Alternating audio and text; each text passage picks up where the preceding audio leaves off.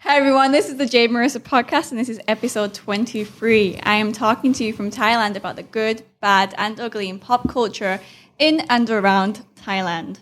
I am here with one and only producer of the Jade Marrisa Podcast, that is Mr. Joel Titus. Yeah. What's up, everybody? This is Mr. Joe Titus. I've been behind the scene for how many episodes now? This is our 23rd episode. Yeah, I've been. Episode. Yeah, finally, you guys can see me. So we are both the poster students at Bangkok University back in the time. Yes. We'll probably give you a little image of that.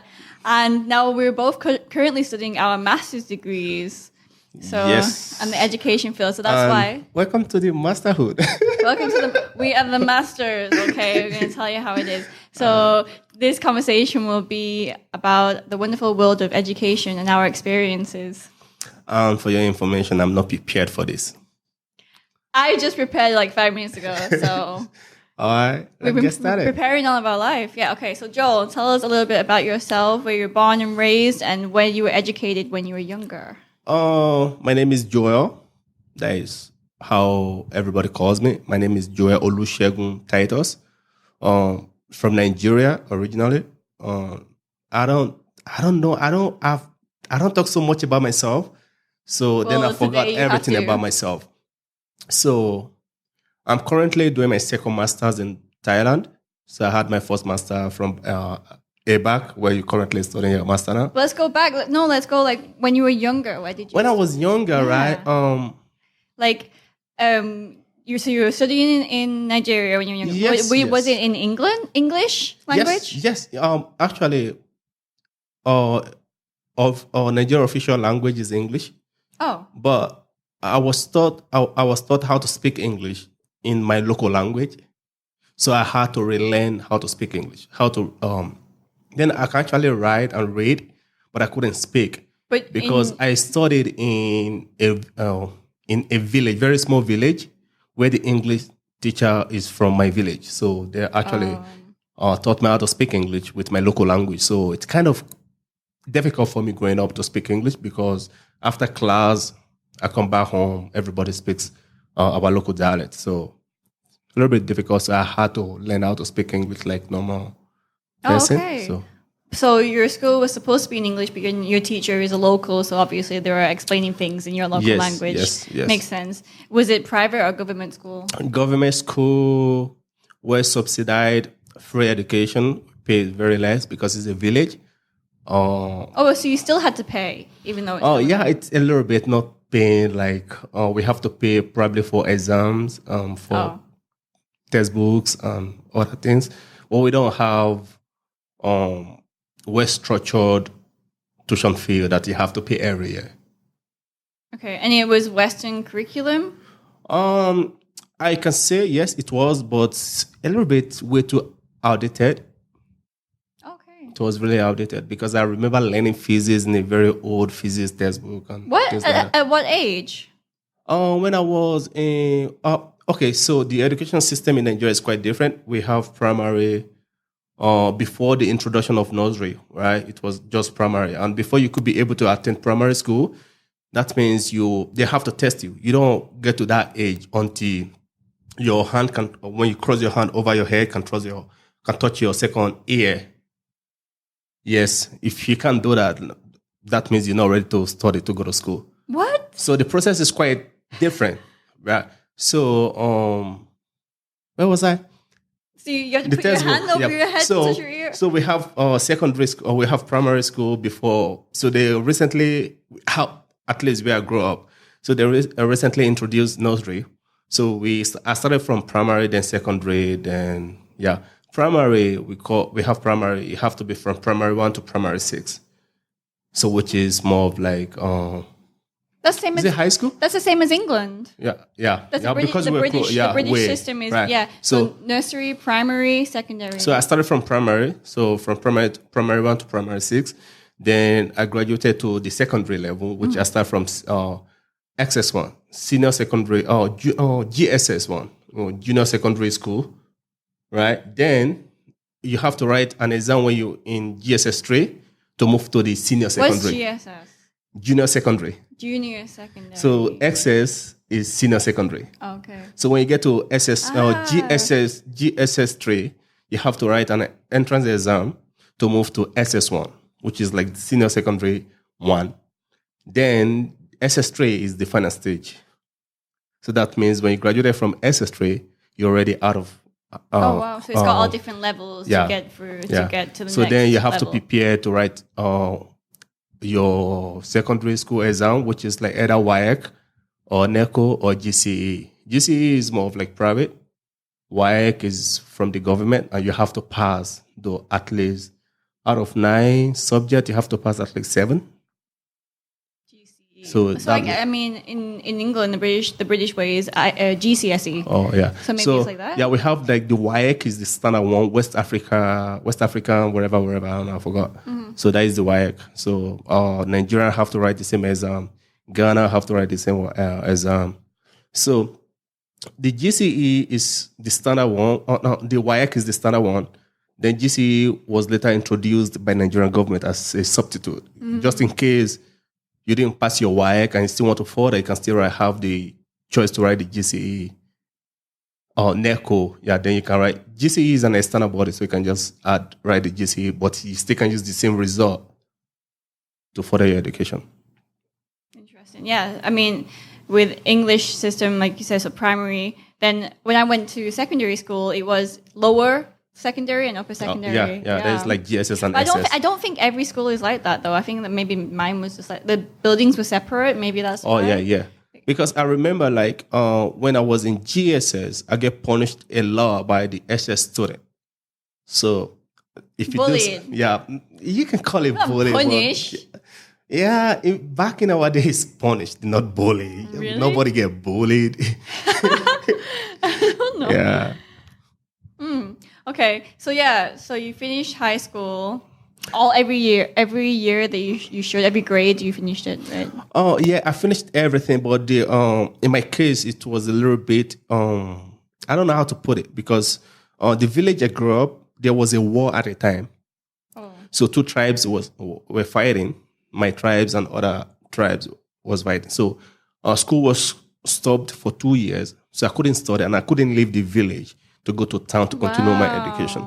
So I stopped for 2 years. So I don't have to repeat, because I was in my SS then. I was probably my SS2, SS1. Yeah, one of those SS though. So then after the war stopped, I moved to the town. Then I continued from where I stopped. So that means I already had 2 years wasted. Yeah. So then I continued from where I stopped. Then I didn't further do education. I just stopped for where I started and go straight to write my WAEC and GCE and everything. Oh wow! Okay. So I recovered back 1 year. There was a war, What was a fight? Yeah. And it was so bad that they have to close the schools. Yeah, for 2 years. That's a lot. Did you witness any conflicts or? Come on, man! I was in front of the war. You saw a lot. Yeah, I saw everything. It was Ijon and Elijah war. Oh damn! Yeah, fighting because in my place we occupied most of the oil producing local government from my state, and the Ijon, according to history, is quite complicated. It's like people you allow to occupy some space in your land. They get jealous because you have most of the government allocation coming to you because you produce oil. Right. So they attacked you unknowingly, and they attacked almost 28 communities, and they overtook 28 communities. So we had to fight back. Wow. Did you take history lessons in your school? Okay, so Nigerian government is really weird. At the point they stopped in histories. We don't learn histories. Oh, really? Yeah. So you don't learn about the history of your country? Yes, because there's a lot of bad things that a lot of people doesn't want people to know about their history, so they have to cancel it. They cancel history from Nigerian school, but at least we learn about the current affairs, which was it's our politics. Oh, damn. That's crazy. Yeah. Because I do know, in most schools around the world, depending on what country you're in, they'll teach you history of that country mostly, for the most part. We don't have very hard written history in Nigeria because we were colonized. Yeah, but I mean, And most of the history has been changed. So it's just like learning history is like learning what they actually want you to learn. but then they'll also teach you like historical events that have happened around the world as well. They should. Oh, yeah. World War One and World War Two. Trust me, everything is polished. So I was really happy. I didn't learn. I wasn't brainwashed to a point where I couldn't recover from. So I learned history by myself. Learning history by myself means I control the information, information intake. So That's true. which I really like. That's true. Yeah. Otherwise, it could be a lot of Yeah, I would have been so propaganda, brainwashed. Yeah, brainwashing. trust me, man. I don't go to church anymore since I found out organized religion is not my thing. I agree with you on that. Yeah. But we'll talk about that another time.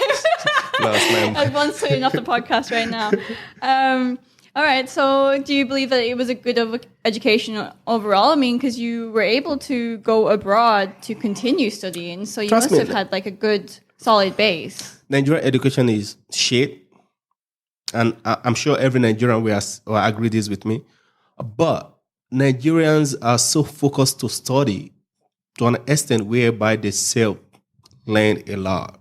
You know, that makes so much sense because it's not easy for you. Yeah. So that's why you have more work ethic. Yeah, so I remember learning physics even before I get to that stage of learning physics. I started reading chemistry before I get to, even when I'm getting most of the information from the audited books, like when they called, what is this formula? C2H4. What's that? Sulfuric acid. They used to call wow. it's sulfuric acid. It used to be sulfuric acid, but there's new name, tetrasulfur, wherever. So I had to learn that formula to be sulfuric acid. You know, like I learned from very outdated textbooks. Damn. Yeah. That makes so much sense because, like, where I went to school for most of my life in England, for most of my youth, was in a government school in England, and there was so many kids in the class, and the teachers couldn't really control the class so much, and the kids were not interested in learning. Oh, trust me. Like I don't know what during your time. You probably in your primary level you write mostly on books and Primary was good, but secondary. Dude, I wrote on chalkboard. Like we have like when I was growing up, you have to take your board to school all the time. It's like tablet. I don't use pencil. We use chalk to write. Each kid had their own chalkboard. Yeah, you have your That's so little funny. chalkboards like A3 size.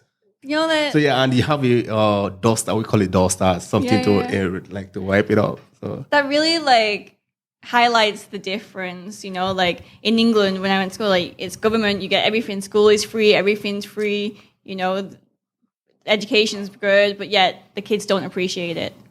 Whereas in Nigeria, you know, like it's more of a struggle. But it's so I just want to sneak this in. When I got to my high school, which is like my secondary school, so I had to help my mom a lot. I had to help my mom, help my sisters, and probably in a week, because I have to study from Monday to Friday, right? Probably I go to school like twice. well, Yeah, is that normal for a lot of the kids in it's classes? normal if you have to help your parents. Yeah, so Yeah. I wasn't present. I wasn't the brightest student in the class, but I was just okay student who could read, write, understand. And then we don't really understand what we're learning. You know, you have to cram a lot of those things to pass the exams. So at the point when I was growing up, all my friends were so proud of me because I can literally put full textbook in my head. Wow. Even when I don't understand anything. But That's why you're so good at studying now. He's like doing his second master's and, you know, waiting to go into his PhD. Yeah. And I'm thinking, how is he doing all this? Because I've just started my master's and it's so much work. Yeah. And I don't know I'm only just learning about feces. He learned about it when he was like 12 years old. Yeah. So I literally can put a whole textbook in my brain, just go to exam and just pass and come back home. Wow. But I don't think I can do that now. Now I just study to understand, not to like remember. Yeah, it's a different type of studying. I mean, but now you have a different type of education Yeah, as well. so now I had to unlearn what I've learned when I was growing up, so relearn new things. So I'm just in the process of relearning because I actually unlearn a lot of things. I mean, now it's more like you learn to understand. Yes, rather than before, it's just like, just remember. Yeah, just putting a lot of information in my head. Interesting. Yeah. So most of the time, I don't even pay attention in class. If I already understand the concept of the teaching, I was like, yeah, I can just cover it up when I get home and read. Wow. And just imagine most of it. So when and why did you decide to study abroad? Okay, so, oh man, this is going to be like a banter against Nigeria government. But yeah, I'm ready for it. I mean, you can tone it down a little bit, yeah. you know. So anyway, I'm not going to tone anything down because first of all, you have to come abroad to find me. Is the Nigerian government, or you, you just cancel my passport? And so back in Nigerian university, there's courtism is rampant. What? Yeah, there's something we call courtism. Is Courtism? Yeah, like fraternity or whatever they call it. Yeah, that is the fancy name for it. So Courtism. Yeah. So courtism is very popular in Nigeria University, and every period. It's definitely not it. Yeah. That's definitely not it. I just typed it in. No, I think I spelled it wrong. I'm gonna let it pitch the play bars. Don't type courtism. So it's like when you go to university in Nigeria, right? You have to join a gang. You have to join a cult. So once you join a cult, that means you have to go outside there. But according to history, the entire idea behind fraternity is to fraternity. Yeah, fraternity. Yeah, fraternity. It's the entire idea behind it is to educate people. People who join such group, it's for educational purpose or to protest against government. But at a point, it evolved into how can I say it? Into something else. Into like a real gang. Yeah, into gangs. It involved into gang where this group had to fight against this group. They can go on killing, do whatever. So it's a lot. It becomes violent. It becomes violent. And I don't want to get involved in that because the point is not, sometimes you don't even, you join based on how they persuade you, that like they force you to do it, like out of your will. It's crazy. So I don't want to get involved. I was like, yeah, you're just there to study. Yeah, I don't want to go to, Nigerian university. So I just had to wait. Oh. Did you start in the university already or you just waited till you No, came I don't, but I went to an institute called National Institute of Information Technology. It's called NIT. It's computer school is very popular in Nigeria. So I was learning about software engineering. Then instead of going to actual university to learn, and that really helped me. That means that like when I started Bangkok University for my bachelor level, I was already pretty old.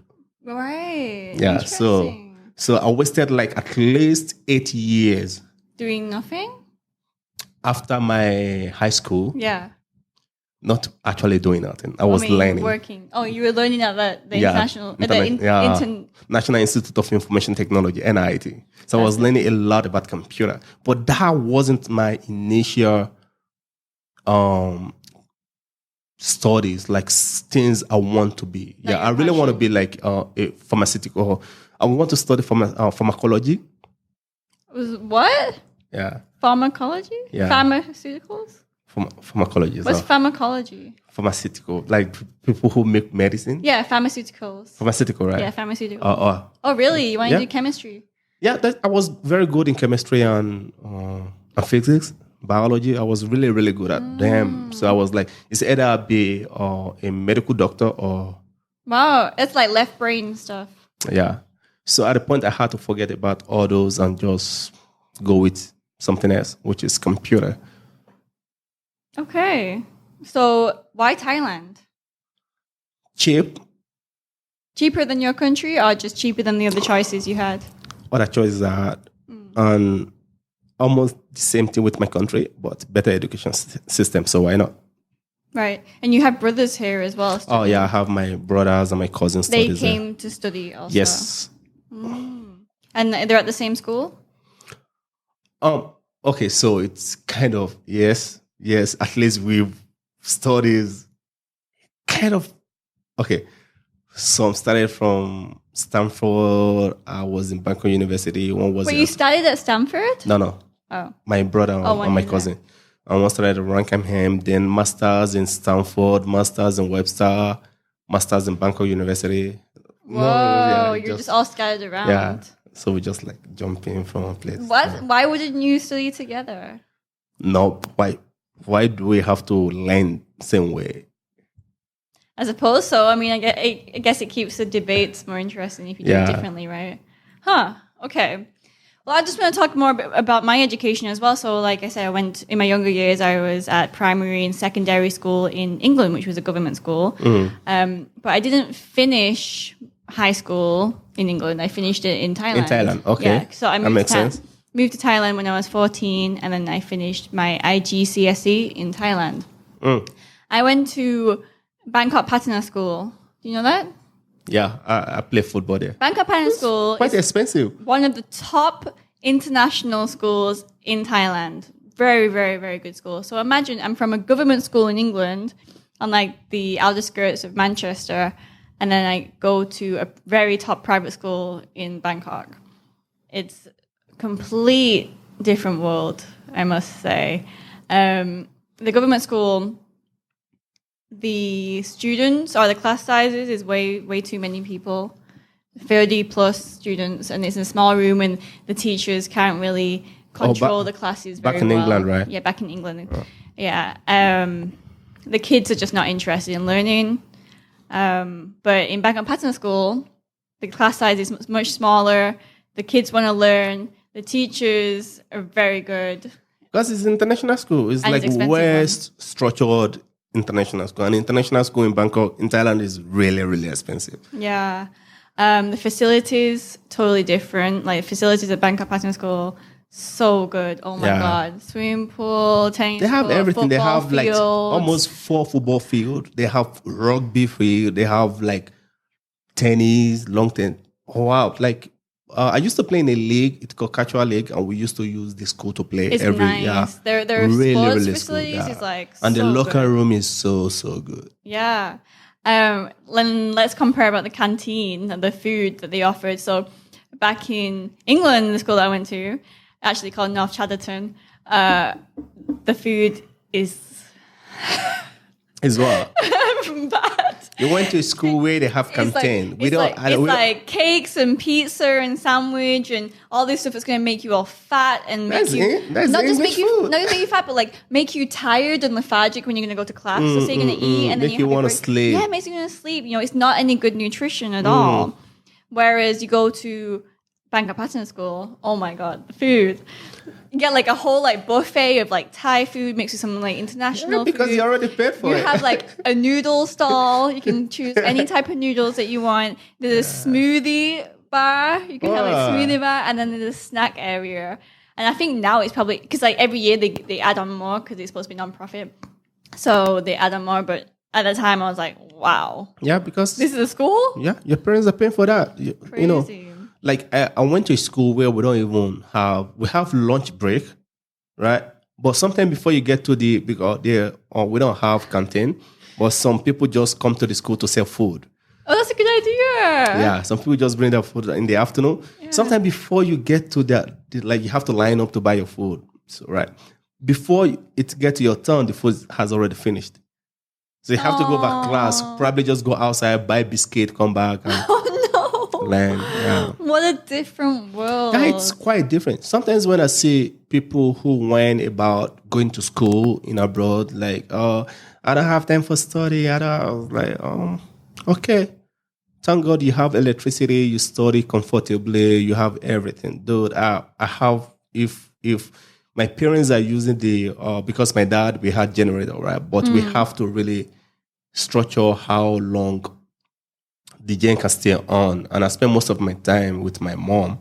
So that means I have to study with lamp, or I have to study with candle. Wow. Yeah, growing up. And then you have to, it's like, if you want to have exams, we always have a group study.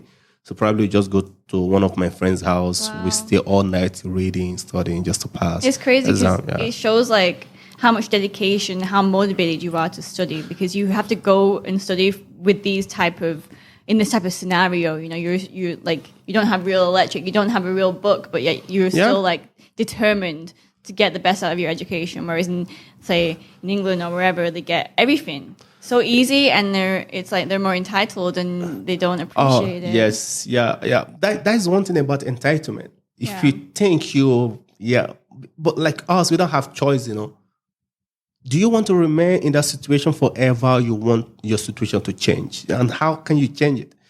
Like heaven is not bringing any help to just take it out and say, if you don't know how to read or write.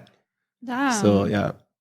So another difference I wanted to mention is like in my school back in England, it being a government school, so it was free, so it had a lot more like I would say working class. So a lot of the subjects they would offer, like extracurricular or whatever, would be like electronic, woodwork, cooking class, this type of thing.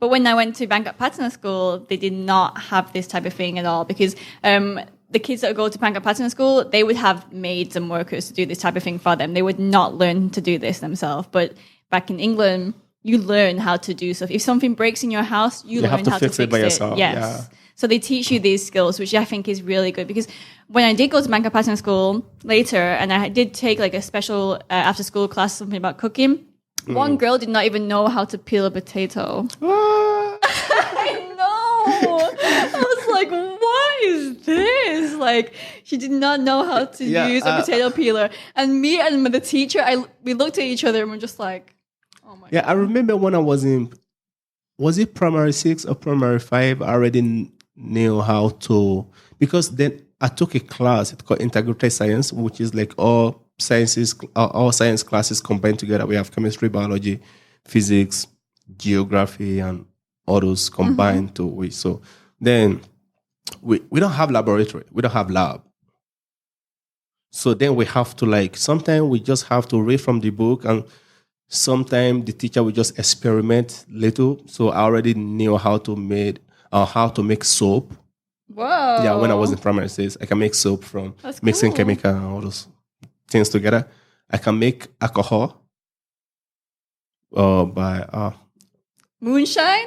yeah, kind of, yeah. Oh. Yeah, actually I can make alcohol from what's it, sugar? Yeah, I can remember the process anymore. Might be That's long. cool. I Long time. think even though if you're not going to use it in the future, it's still like good skills to know. Like just to know like basic stuff like cooking and fixing things. Like it's good skills to know because I mean if something breaks in your house, not always can you call someone to come and fix it. It's not always like easy to do that. So if you have the basic skills to do it yourself. But then again, Bangkok Pattern School, the education there is so good in terms of curriculum and actually the subjects that they teach you. Like I learned a lot in that 1.5 years that I was there. Oh, you spent one and a half. Only 1.5 year. Yeah, because I got there when I was 14. So that was year 10. So how long were you when you started your college? What college? University. You started from ABAC, right? Yeah, so I went to ABAC. So after high school, I went to ABAC, which So how for my old were you? bachelor's degree. I was like 16. Woo. Yeah, so in Thailand, the thing is, if you finish your IGCSE, so in England it's GCSE, in Thailand it's IGCSE, which means international GCSE. It's a little bit harder. Anyway, so if you finish that, you can go straight into university in Thailand. I don't know why. Oh, trust me, in Nigeria you cannot. So that's why I studied ABAC when I was 16, but I was just doing the prerequisite courses. So yeah. Then you transfer to Bangkok University. No, I did an actual whole year there at ABAC for my bachelor's degree in communication arts. But I just it didn't feel like the right place for me. you. Like it's far away. It's like it's past the airport in Bang Na, the one that I had to go to, and then sometimes you go to class after traveling so far. You get tired. On the already. board, no class today. You're like, are you kidding me? Class cancelled. I just wasted so much time on gas money. And not only that, but like they'd be so strict. Like, if you're not wearing the right skirt or whatever, Yes, then the right uniform. Yeah, she wouldn't let me take the exam. I remember one teacher, I went there, and my skirt was pleated. It wasn't straight, but it was still like long. It's still covering me up. She said I couldn't take my exam, and I was furious. I just like when she said that, she's like, "Buy a new skirt." So I think they're trying to make more money off the students as well. Or she said, "Buy a new skirt," and I was like, "What?" Yeah, And I everything was in the so back is mad. money. Yeah, if you want to take immigration letter, you have to pay, certain amount. If you need this, this. You have to pay like so money.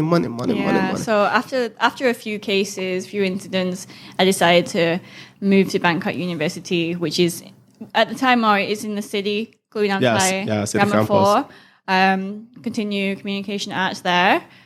I transferred some of my credits, and then that's also where Joel studied his bachelor's. So that's why we know each other. Yes. And we both became the poster students of Bangkok University. We don't get paid for that. No, we didn't get paid for it. Yeah. My picture was like a huge banner on the side of the road. Do you remember? Yeah, mine was on BTS. Oh, yeah, BTS. Yeah, I was on that too. Yeah, the college girls, people. Yeah, college life was fun. Bangkok University was really, really fun then. And it was so much more relaxed. Like you could actually go into class wearing normal clothes. Normal sometimes. class, yes. Only if you have exam, you have to wear uniform. But so, what's your opinion on the Thai uniform for like university students? Because in Thailand, if you go into university, bachelor's degree, you have to wear a uniform. It's like a white shirt with black for pants if you're a man, or a skirt for a girl.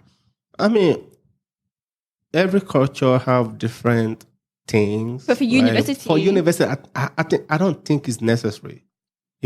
That doesn't like just wearing uniform.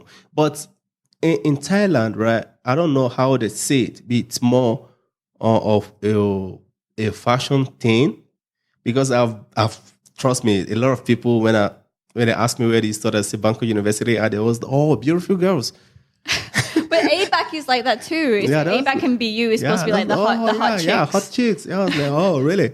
So it's more of like for the girls to just show your color student for everybody. It's more of like creating identity for yourself. Yeah. And in society where there's so much collectivism in Thai society, there's no individual. So if you are studying in a college, that means some people already sees you as a little bit above them. So, and the way you can just show that I'm really studying in a college is to wear the uniform. And it's the same thing as teachers. The teachers most of the high school teachers, they have their own uniform they wear. That is to separate, to know this person is a teacher, which I think is not necessary. That's so true. Yeah. Like what you just said about Thailand being a collective culture. So everyone is split into groups. So not just as a hierarchy of the country, of the people in the country, there's also groups of people. Yeah. So if you're in... They create identity for everybody. Yeah. So there's uniforms for every level. So you got preschool, you got primary school, you got high school, you've got university, and then finally in masters you're able to wear normal clothes, but smart. Yeah, when you're going to work. Yeah, and if you work for the bank, every once in a week you have to wear the uniform too. Yeah, there is uniforms for like different type of workplaces. Yeah, everyone is like grouped into little clear subgroup. Yeah, that's crazy. Yeah. But then. Okay, so that's that. But then talking about the uniform, pros would be you don't have to waste time on finding an outfit for your classes. You're just going to wear your uniform.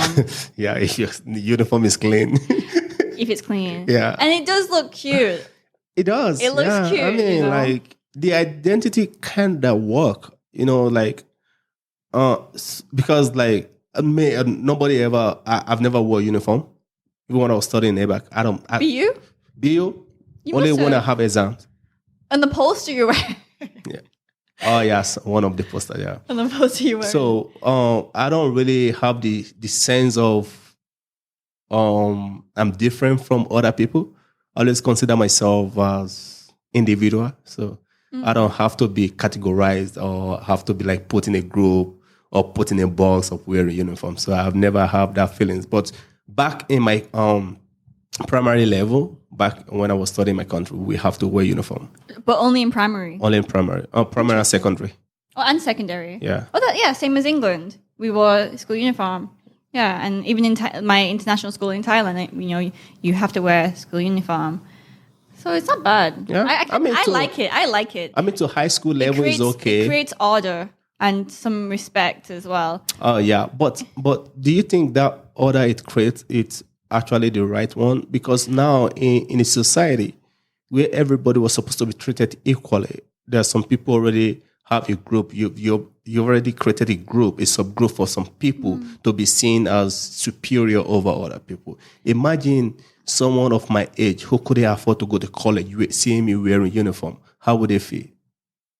But that's in your country. So it really depends where you are. I mean, like, even in Thailand, do you think they will be able to talk to you naturally, in a natural manner, or they will have this sense of respect towards it because you're going to college? I think for the people outside of the college, it doesn't matter, but it's more for people within the college. You know, let's say high school years. If you let the kids wear whatever they want, they're going to try and push the boundaries. You know what I mean? Yeah, I understand that. Yeah, but they still can push the boundary when they get out. Like most of the schools, they are like in Bangkok University. Just recent, they have like a fashion week where they shows like different makeups and because they're a creative university. Yeah. So that's why they want to push that. Yeah, they have a fashion week and they have a makeup week and things like that. But I don't just think putting everybody into one box really makes any educational changes. I mean, that wouldn't make you study hard. You know? No, but I mean, for university, I understand what you're saying. But for primary and high school, I think they should wear. You have to teach them you have to instill in them the sense of respect, togetherness. Because it's not just about themselves, but respecting the institution, respecting the teachers, you know, like, but yeah, respecting themselves as well. Like, you wear something that looks professional, that looks neat and tidy and polite.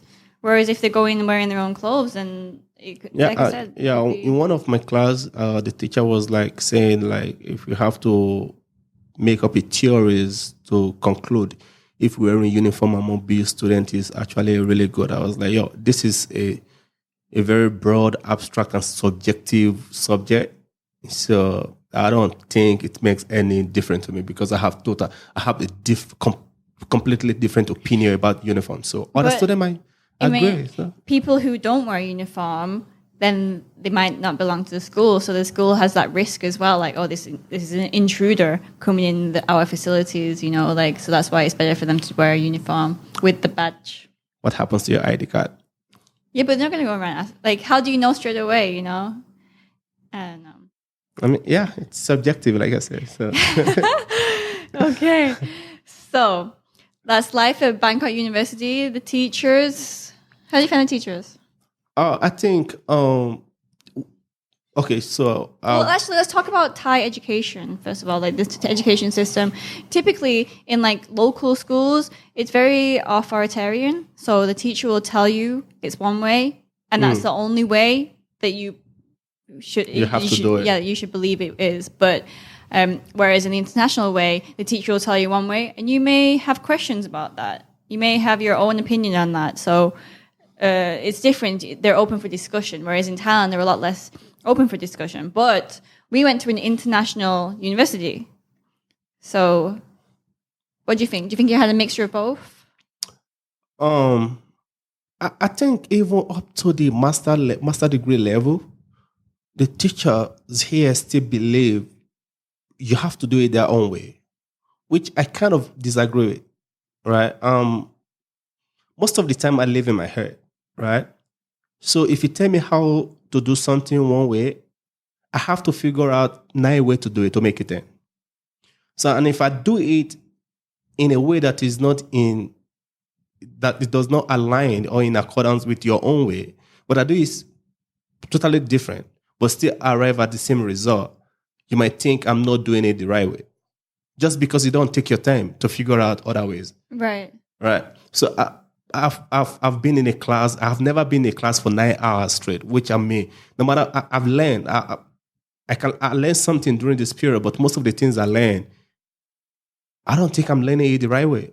I mean, like I want to study for 3 hours, take 2 hours off, think about what I've studied, imagine it, trying to figure things out. Yeah. Then go back to class. Yeah, it's very strange that your course is like this. So he's doing a master's degree right now in Bangkok University, and only on Saturday. And it's 9 hours long. Yeah, and I have to study like 9 hours. I don't want to be in a situation like that. I'm not mentally prepared for it. But it's not it's not as if it's difficult for me. It's a situation now where I understand, can because like in the Thai way, when they'll tell you all these different information, you just soak it in. Yeah. You just soak in the information and not understand it. You just kind of regurgitate it when you have like the exam. Yeah, exactly. Yeah. I don't want to study to pass. I don't just want to learn to pass exams. I really want to make it to use. Like I was telling you about most of the theories I learned in one of my classes, global communication theories. Like I was watching a movie, and most of the theories actually in accordance with the movie I was watching. So it's not like I couldn't remember the name of the theory, but I know I've learned something like this.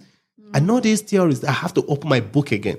But in a process whereby I took my time to reassess the theories, go over it again for at least 1 or 2 hours after the class, it will be easy. That will stuck with me forever. Like if when I see something that's related to the theory, I can easily say this is the theory I learned in class. And most of the students having the same problem too. Yeah. So they have to run to me. I'm still trying to figure out how to cope with 9 hours of continuous studies, right? I'm still trying to figure that out. And I think it's going to take me at least 4 months to be able to position myself mentally into that situation, to use to it. Difficult. But a lot of students, I'm trying to help myself. A lot of people still throwing I still have to help a lot of students. Like most of the questions, how do you do this? I have prior experience about doing researches, studying master degree level, but sometimes I'm now in a new environment whereby I have to study 9 hours with only 1 hour break. That is too much for me. I don't study like that. That is what I was supposed to study for like 4 days or 3 days at least. Damn. Yeah, because like my classes are 3 hours long right now, and even that is like a lot of information. So I can imagine like you doing 9 hours just trying to process that and understand that after is going to be it's the task. Kind of difficult, yeah. All right. So wait, what did you study at Bangkok University for your bachelor's degree? Computer graphics and multimedia. Computer graphics and multimedia. But I hate it. Hence, producer of the podcast.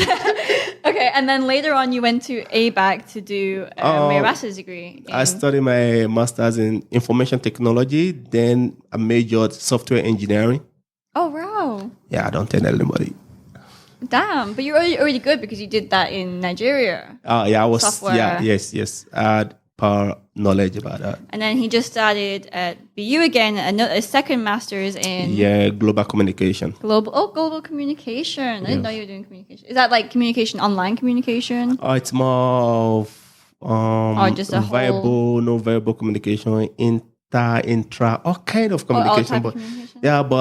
Communication for corporation as well. But I don't want to go that route. Yeah, so I want to just focus on more of like new media and digital communication theories. Right, and then so straight after he started his course in the master's degree in BU, I started my master's degree in ABAC. ABAC is Assumption University at Huamat campus, and I'm doing psychology. Wow, yeah. So we're both students. Psychology, yeah. And like now it's like always like before we just talk about sports and like normal we stuff, have and now it's just like to talk about. We talk about education now. We have to talk about research all the time. Most of our conversation is all about education now, not even sport. Homework and exams. Yeah. No, and she's having midterm next week. Wow. Yeah, I have a midterm next week. But anyway, I'm actually really, even though it's a lot of work and I'm not used to it, but it's kind of kicking my ass.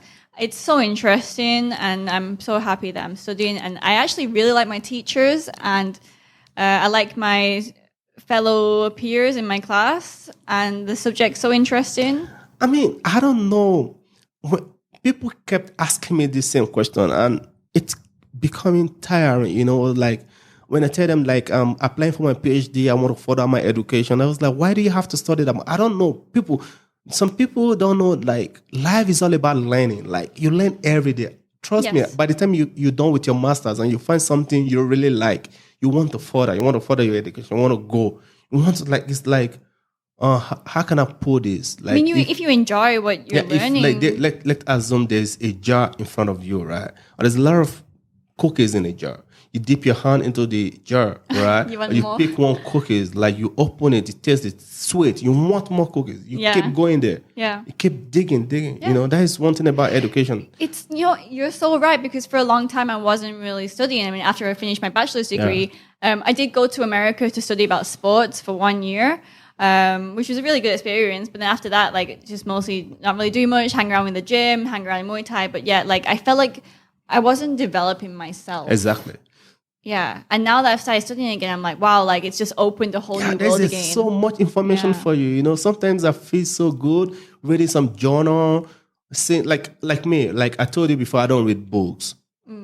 Like when I say I don't read books, I don't read like storybooks, like books about with all this studying that you have to do. How to be rich, the personal story. I don't read no books. But when it comes to like research paper, I find joy because there is actually a scientific findings there that has been proved, not just subjective bias that people are writing from their own opinion. Yeah. I don't want to be influenced by something without proof. Yeah. It's so true. Like, it's like, you know, so it's open one world here, but then when we start studying, it keeps opening up more and more and more. Exactly. And it becomes more and more interesting. I mean, like now you started your master's, right? You'll be writing a lot, you'll be doing a lot of research, and you'll be like, wow, how which I knew this when I was studying my bachelor. I would be like, something totally different. Yeah, well, that's the thing.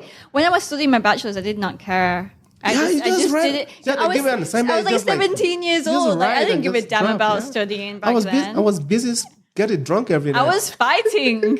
I was fighting Muay Thai and getting hit in the head and in the face. You know, like education was not like my most priority. Even though I did get good grades because I was a good student, but it was mostly like I learned the Thai way. I just learned it, did the exam, put it all on the paper, and then forgot it, and that's it. But now I'm like, okay, I'm interested in psychology. I want to learn it. I want to learn more.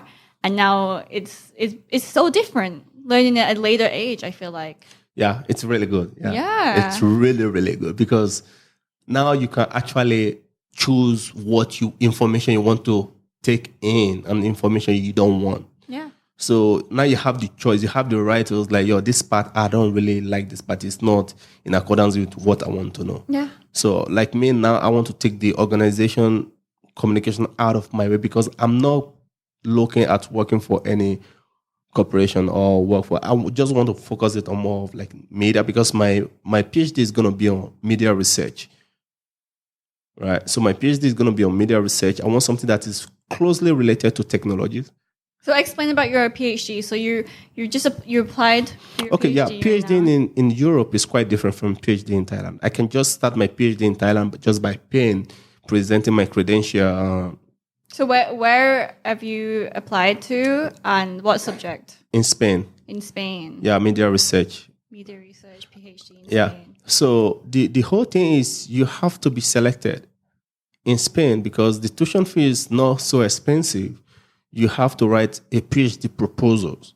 Oh. So if you get accepted based on your proposal or how original your proposal is, some school will assign you an advisor, and some school will ask you to contact who you think is in your faculty, your department that you can just choose as an advisor, right? That makes sense. Yeah, so but it's quite tricky. Yeah, sometimes you contact like 50 people and they will tell you they're busy. Like there's one thing about PhD advisors, they are a dickhead.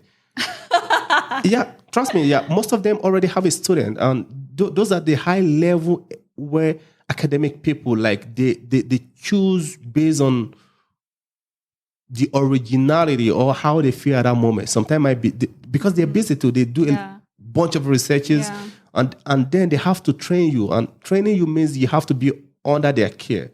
They have to advise you. Is this a PhD advisor in Spain or from your previous education? No, in Spain. Oh. If from my previous education, I already have like 10 lineup to be my advisor. But you have to be from the school you're applying for, right? So that is the process. Unlike Thailand, it's quite easy as long as you have the money. Yeah. Like there is entrance exams or interview in Thailand, but you get in there. I don't want to go through those easy way. I want a standard level of PhD whereby I will be choose based on the merit of my my proposals. It's not based on my financial ability or capability. Right. What's your class size right now in ABAC for your master's degree? How many students in your class? In Bangkok University? In your course? 49. That's a lot. A lot. See, in mine, in psychology, I only have like 14 or 15. Yeah, when I studied IT from ABAC, it was like around 10, 15. Yeah. Oh, so ABAC maybe a bit less then. Yeah, a little bit less. Yeah. So I was thinking because, going to do your PhD in Spain or in Europe, like they're so choosy about who they take in. Yes. Because whatever you do is a reflection of that of their colleges, the university. Yeah, you represent that school. It's not all about the money you have or how much you could be able to pay, if you could be able to afford your tuition fee or things like that. Yeah, in Thailand, it's like you pay for it. You pay for it, and that's why most of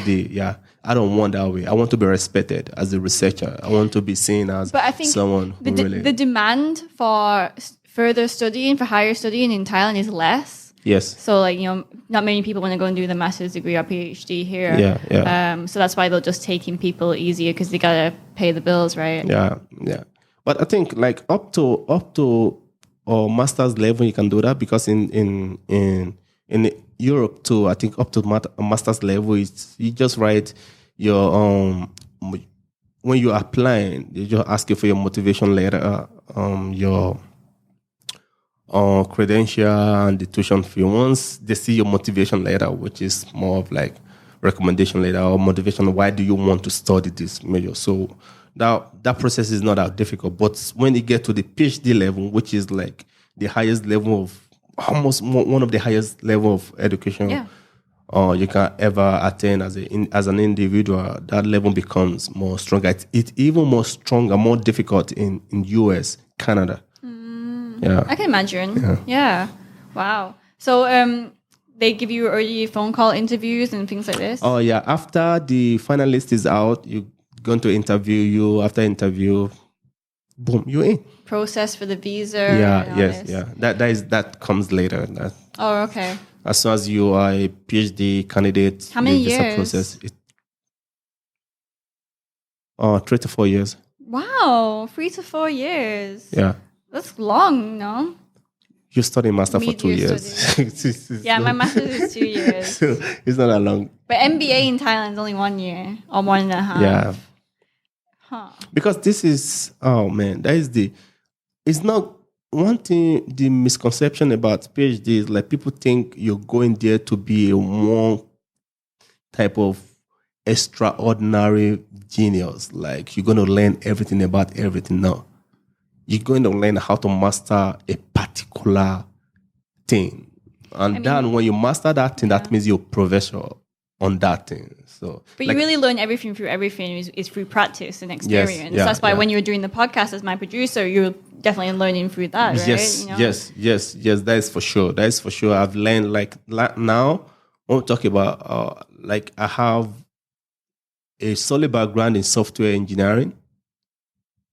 And I have a solid background in graphics, computer graphics and multimedia, which is related to media in all together. So I've have solid foundation on two subjects which are interrelated. Right. So I did a research on streaming. Wow. Right, which is more of using technology to further distribute media content, right? And you see how they are both related. I can design a mobile application for podcast, which means I'm using my technological idea to enhance the media standard. So it's kind of related. So I'm studying two different things. So you study the knowledge and then you apply it later. Yes, it's like it's same thing. It's like if you have a solid Muay Thai background, that means you already have a boxing foundation. Yeah. You already have a kickboxing foundation. Oh, yeah, that's true. So that is they might say you are a boxer or you're a Muay Thai fighter. Yeah. But in real sense, you already have a foundation of almost a fight level. So you can just choose which way you want to be be specialized on. So that is what I'm doing right now. Oh, interesting. It's going to be different going studying in Spain, I'm sure. It's a totally different vibe. Well, what's your expectations in terms of living, in terms of education, in terms of your classmates? First of all, I know it's going to be more expensive than the level I'm living here. I'm going to be broke a lot. Yeah. But I mean, now the baht is so strong that I know, it might be So Good to leave. yeah, and I know it's gonna be a lot of challenges, but what? Come on, man. I grew up. Hablo español? I don't speak Spanish. I grew up facing most of the hardest academic process in my life. So I don't think there is a way, if I'm not being lazy, there's something you can just throw at me that I told I you. don't Like, think it'll be harder. I just think it's different. I mean, like, even environment wise. Yeah.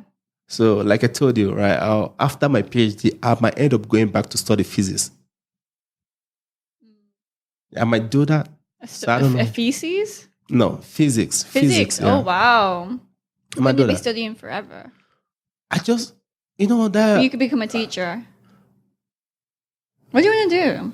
You want to be in computers and IT? Oh, but you said you like chemistry as well. Then you like physics. Yeah. Yeah. So something around that. Yeah, when you ask me what I'm going to do is I'd rather be a researcher for a while. Oh, okay. And just like I said, I'm one mobile application away from becoming a billionaire. Who knows? I might just come up with some crazy idea, develop a mobile application, and someone just buy it, and I'll retire forever. Cool. Yeah. Yeah. Spain. Yeah. So I studied in England. You studied in Nigeria. Now we're both studying in Thailand. And like I said before, I also studied in the States. In America, I did sports coaching, athletic coaching course in Santa Monica College. That's like a community college. So just going to talk about that vibe for a little bit. I mean, I was kind of one of the older ones because it's community college, so it's kind of like after high school, I think. So a lot of the kids were like around 18 or 19 years old. I was around 23 years old. But yeah, no school uniform.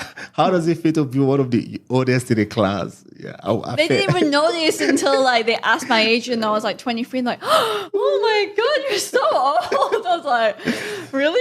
I feel like that's my bachelor level. I look younger than you, though. No, but different vibe. Like, you get the typical sort of American jock sort of sports athletes. Like the basketball players in the college will come in late and just try and joke around. But the teachers were so good. Like the teachers knew their shit. Okay, and then and you learn everything they were trying to teach you. You learn it, and they were able to explain and apply it very well. What else was I going to say? But the problem in America is that teachers don't get paid well. So even though the teachers are very good and they teach well and they're very knowledgeable of their subject, they're actually working like 2 or 3 jobs. Yeah. So they're tired. Cost of living is so high, and then they're not getting paid right. Well, like I said, right, I don't want to go to the state. Yeah. I mean, like my lifestyle is completely different from other lifestyle. I don't want to work 4 jobs in one day. It's hard there, and medical as well. Yeah. I don't want to be like so occupied in my life that I forget to do the right thing. Like I just focus on paying bills from one way. How come a teacher in a school can't even pay their bills? It's crazy. They have to they're sharing. They're teaching the younger generation of the country. They've spent so much money going through college. Like what do you call it? Like the government loan and they get student loans. Student loan. That is way too much. So like, even though I said they're all really good teachers and they teach well, like if they got paid better and they'd be less tired and have more energy to actually teach the kids, teach the students, and they'd be so much more enthusiastic about the classes. Yeah, that's right. And also the students would be more enthusiastic about learning as well. Because of the conditions, like they actually come in and sometimes they complain that they have to work. Shift. They're like, after this class, I gotta go and do my other job, this and that, and like, it's like, wow, like that's sad. Now I don't want to become a teacher. I mean, but that's in America. Yeah, I know. Like what are the benefits? And they're teaching the next generation of the country. Like it's important. Education is important. I know a lot of these people like to say, oh, I became a millionaire, I did this and that, and I never studied. But like, at the end of the day, like, education is really good. I don't think you should ever knock education. Yes, it works for some people doing it without education. They make something, they make some business and it works out fine for them. Good for you. But I would not knock education. That's the problem I have with a lot of people, right? I was like, cryptocurrency this, crypto investment this, entrepreneur this. And I was like, do you think those people who develop those things you use and you rely on so much and you want to be a billionaire by night are not educated?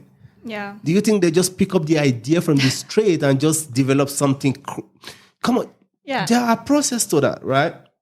Cryptocurrency, like Bitcoin, you have the blockchain nodes that make the transaction occurs. Like those things are developed by a high educated, technology-minded people, like programmers, like, but now they make it so easy for you. I believe it's that easy to come up with that idea because you can just trade, do the visualization of trading this, trading that, use. And a lot of people the new generation just use a lot of buzzwords just to describe something, Like they just use, I'm entrepreneur, I'm this, or shut up, you're a business person. Like it's like 50% of small businesses fail after the first 5 years. 20 to 30% fail within the first year. Year. Exactly. Yeah, so that's okay. Just because you hear this stuff on Instagram that someone's like, I created this thing and I'm a millionaire. The success rate. Can you imagine the success rate right now? That means out of 100 people who goes into small business or how do you call it? XME. Oh yeah, small, SME, medium enterprise. SME. So half of those people who goes into it, only few succeeded. Yeah. And just because I want to do this, like this requires, before you see companies, right? Come like Coca-Cola, they've been around for so long, right? Before you see the longitudinal study. I mean the longevity, their lifeline, their lifespan, like so long. You think they just hire someone from the street? Do you think? And they failed a lot of times before they succeeded. Yeah, because they have to go through a lot of process. They have to do, how do they call it? CSR, corporation social responsibility. That's like sort of like a charity work. Yeah, that's why that's why they come up with a lot of so free work basically. Yeah, they come up with a lot of campaign. They do various campaigns just to get people involved in the product to attract them to study. They don't just throw things out there. They hire professionals to study human communication, interaction, and how media can be used to they study every process. They study your things you like, things you hate, right? Yeah. They hire psychologists, like you say. Yeah, there's all part of not only people who take care of the marketing. There's people who study specialized skills. Human behaviors, the human social media interactions. Like they study your Twitter feed, they study your Facebook. They buy inside information from telecommunication companies, some media house. Cambridge Analytica. Exactly, yeah. They do a lot of things. They hire professionals. Yeah. I think she's just going to wake up one day without education and just going to be like so rich and you have people working for you. Come on, get a life. Okay, so question. What's your opinion on Neuralink? You know Neuralink? From Elon Musk? Yeah.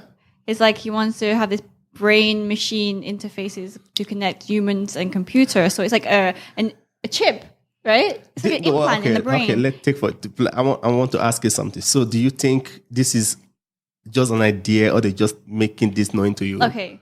Neuralink Corporation is an American neurotechnology company founded by Elon Musk and others, developing implantable brain-machine interfaces. Okay.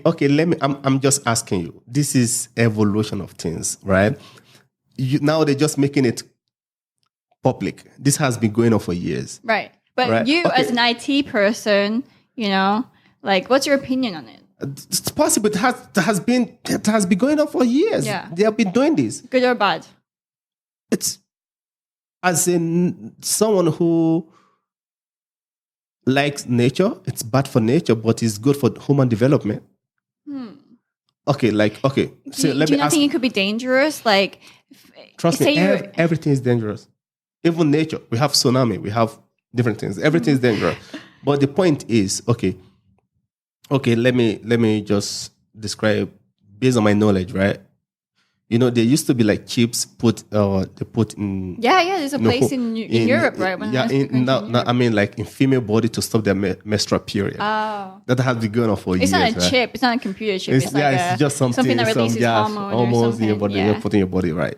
So, okay, if that can be working effectively, why do you think placing the chips in your body to control dude, everything is so easy to control. We already have the AI that before we think we have to develop things like gather information in a database, then the information grow out of shapes. We don't know how to control the data. Like the data is so big. Now we have text data, we have pictures, we have images, we have various information. Then come boom, data mining, boom, data scientists, boom. They use those information that we don't even really need. They use that for advertisement purposes, for various purposes. The same thing as human. Would you want to get into AI? I study AI. You study it now? I studied back when I did my first master's. But I'm sure it's always developing. Is it a field that you would want to? We have robotic AI. We have. Is there a field that you want to get more involved in, that you want to focus more on in the future? You think, or you don't know yet? I'm definitely going to focus on AI a lot, but not now. I'm just probably reserving that because AI has evolved so well. I've been learning about artificial intelligence at least 15 years ago. Wow. And what's your opinion on that? Same thing as Neuralink? It's just... Yeah, same thing. Everything is good, everything is bad. So I'm not just going to... The process... To computerize everything...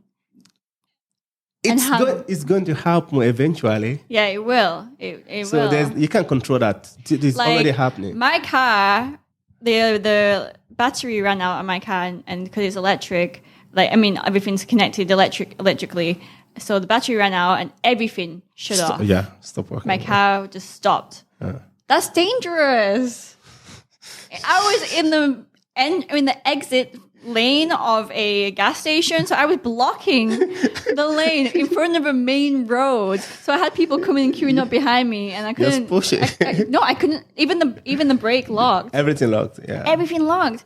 That's dangerous. I think there should be at least an emergency backup. Like I say, right? If we use AI rightly, if we use in a very manner that it will actually help humans, right? It won't be out of control. But there's a lot of people will get their hand on these programs. A lot of people will use it the way they want to use it. Same thing as website when it started, everything. Yeah.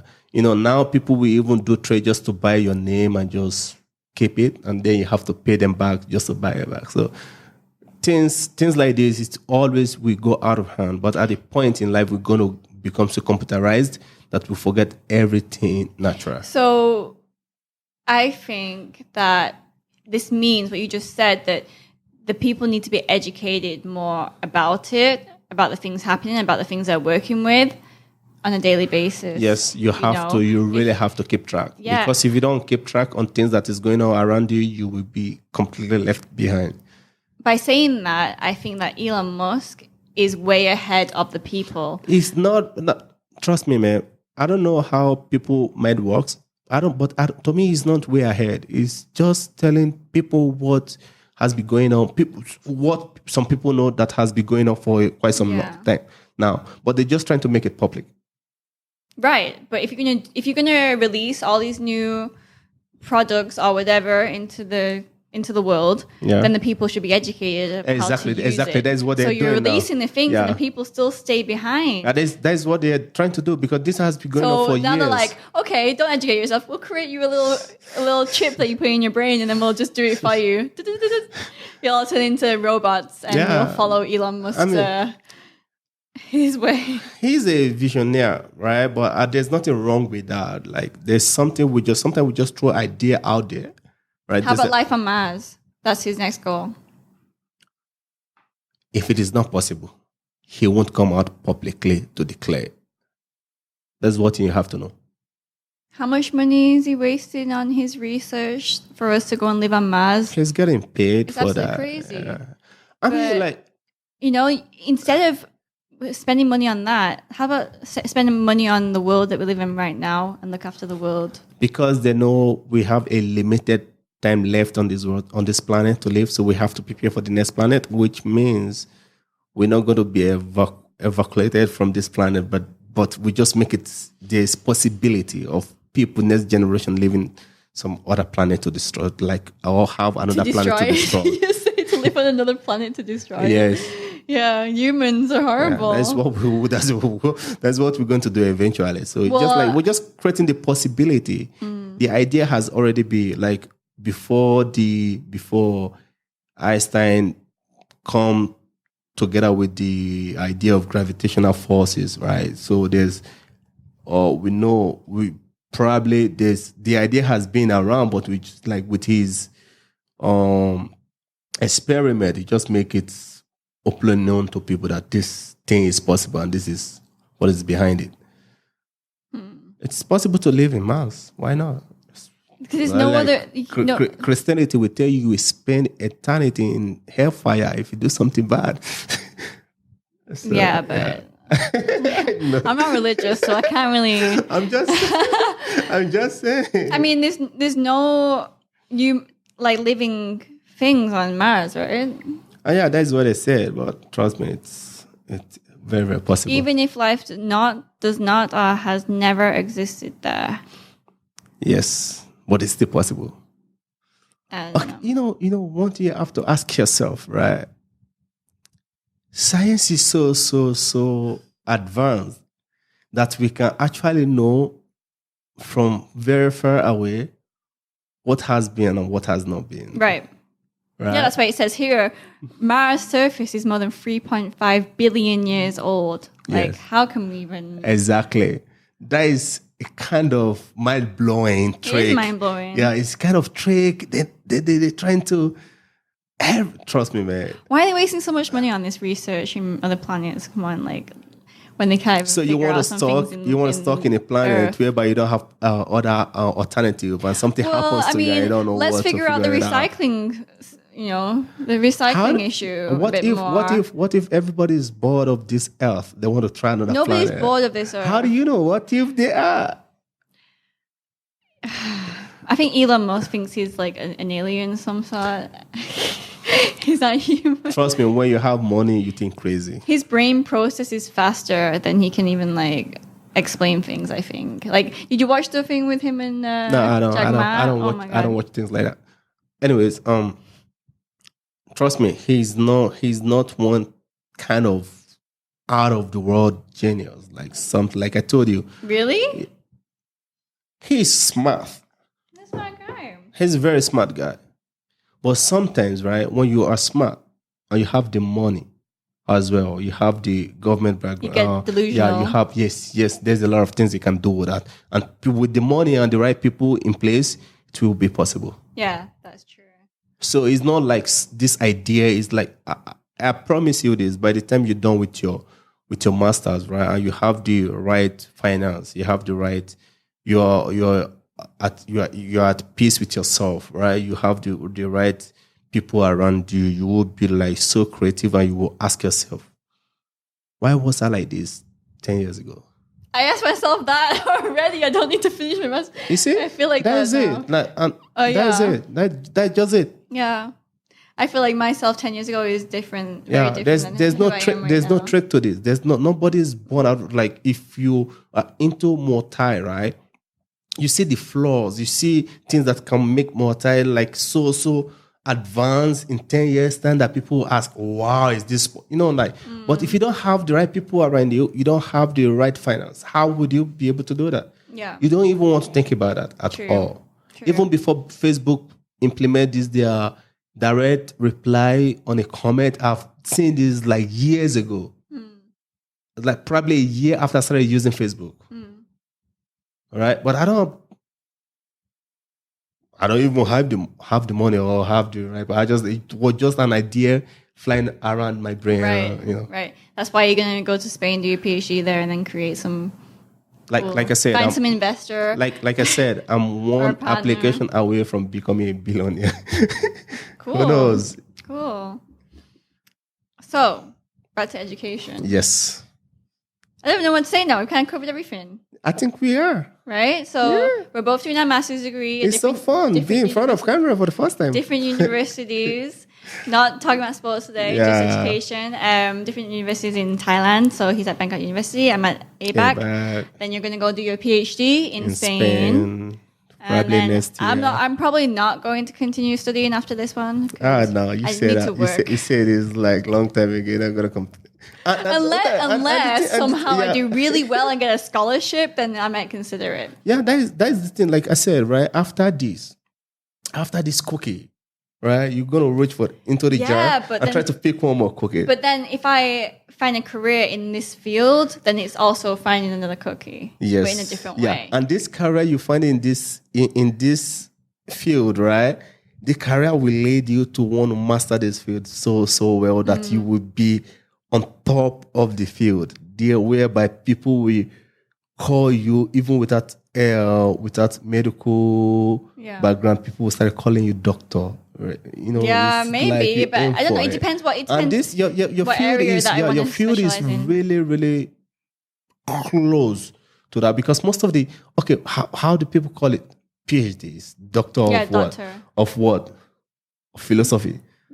Of something, philosophy on this.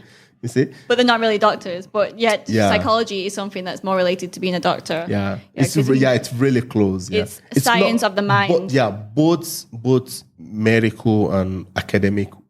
It's really psychology is really, really, really, really close. Yeah, and people keep asking me like, oh, what do I want to do with it? And then at the beginning, I had different ideas, or maybe like I'll go into sports psychology or like career, like education, counseling, like in university. But now I'm like, I can't answer that question because it's I need to broad. I need to experience more and learn more about it before and then you even need to explore your options because like in a big corporation, they have a psychologist. They have like in every firm, in every places.